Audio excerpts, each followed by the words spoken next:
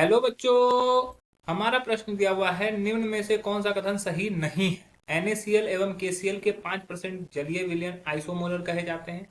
दूसरा है 1 m sucrose विलयन 1 m ग्लूकोज विलयन आइसोटोनिक होते हैं।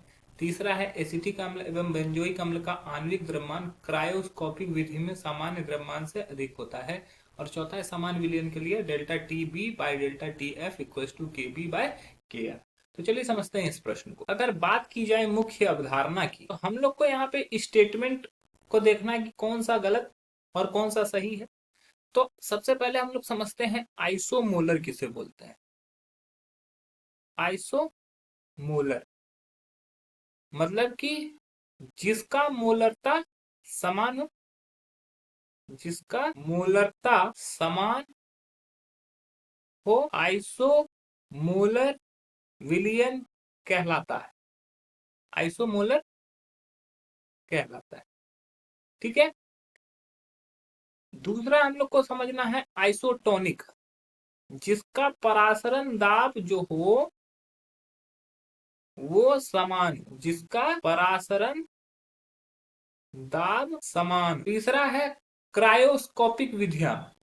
क्रायोस्कोपिक विधियां में क्या होता है, किसी को इसके किसी के साथ मिला दिया जाता है। एसिटिक अम्ल यहाँ पे है, बेंजोइक अम्ल है, इसको किसी के साथ मिलाया जाता है क्रायोस्कोपिक विधि में। और चौथा है समान लवण के लिए delta TB by delta TF. तो यहाँ पर दो चीज समझना था, आइसोमोलर जिसका मोलरता समान और आइसोटोनिक जिसका परासरण दाब समान। मोलरता का अगर फॉर्मूला देखा जाए, मोलरता कैपिटल एम से डिनोट किया जाता है। तो मोलरता का फॉर्मूला होता है विलेय के मोल, विलेय के मोल, इसको एनबी से हम लोग डिनोट करते हैं। ठीक है।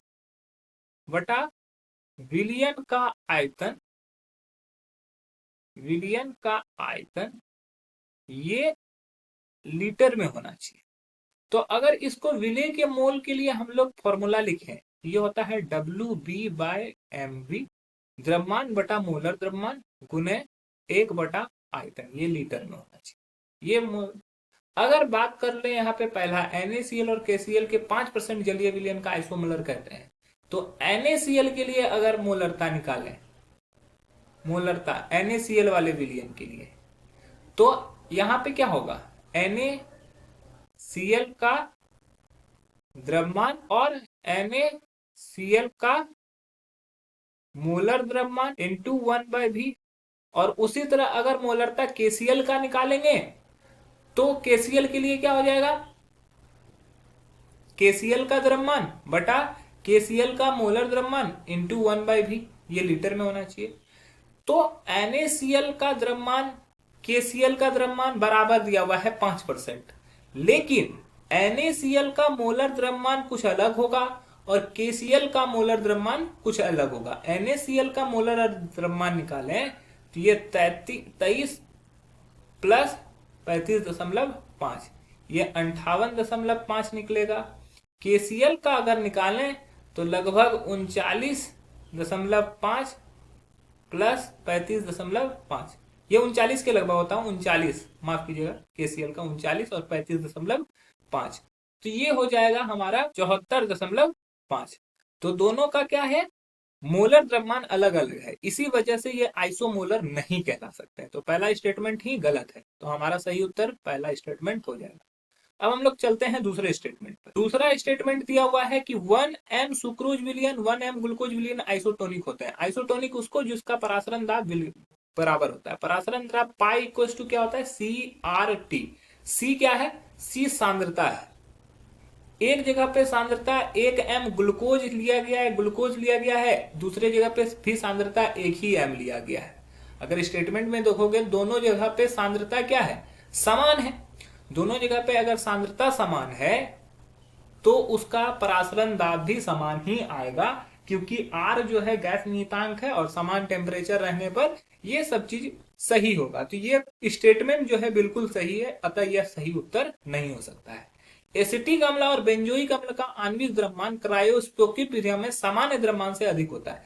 एसिटिक अम्ल का जो सामान्य द्रव्यमान है वो जो भी रहे, और बेंजोइक अम्ल का जो भी सामान्य द्रव्यमान है उससे क्रायोस्कोपिक विधि में अधिक हो जाता है। रीजन क्या है, क्रायोस्कोपिक विधि में ये H बंध बना लेते हैं, हाइड्रोजन बंध बना लेते हैं, जिसकी वजह से इसका द्रव्यमान में थोड़ा सा अधिकता आ जाती है। तो ये भी सही स्टेटमेंट है, तो ये गलत उत्तर हो जाएगा। और चौथा, समान विलयन के लिए डेल्टा टी बाय, तो हम लोग को समझना होगा कि द्रव्यमान, ये क्वथनांक का उन्नयन और हिमांक का अवनमन, तो ये डेल्टा टीबी डायरेक्टली प्रोपोर्शनल होता है एम के, और डेल्टा टीएफ भी डायरेक्टली प्रोपोर्शनल होता है एम के। तो डेल्टा टीबी का अगर वैल्यू निकालेंगे तो ये हो जाएगा केबी इंटू एम, और ये हो जाएगा डेल्टा टीएफ का वैल्यू निकालेंगे तो के एफ इंटू एम। ये मान लो हमारा इक्वेशन 1 है और इक्वेशन 2 है।